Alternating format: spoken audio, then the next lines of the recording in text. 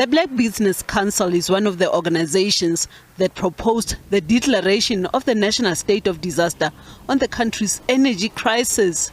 The BBC hopes that this will help government to deviate from the long procurement processes as well as reduce the high levels of bureaucracy.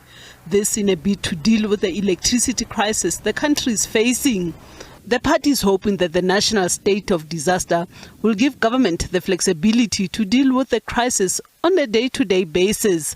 The ANC wants an energy crisis committee advising President Cyril Ramaphosa to ensure that load shedding is eliminated by the end of the year, but not everyone agrees with the proposed approach. I don't believe that the notion of a state of emergency will resolve many issues with regard to the energy crisis.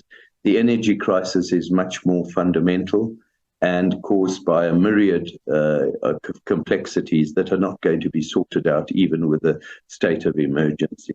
Some analysts believe that declaring a state of disaster is passing a motion of no confidence against the Eskom board, and that this will simply bring the privatization of Eskom through the back door. Declaring a state of national disaster is not only an inappropriate response, but it is actually a lot more brutal because it will bring everything to a halt in this country. But what does not appear to have been appreciated is that by even hinting or intimating that they are considering to declare a state of disaster, they have effectively passed a motion of no confidence in the board of Eskom. Analysts agree that the plan will help government to put aside more resources to reduce the incidence of rolling blackout, but there are concerns about the possibility of rampant looting and corruption that might occur similar to the COVID-19 procurement scandal.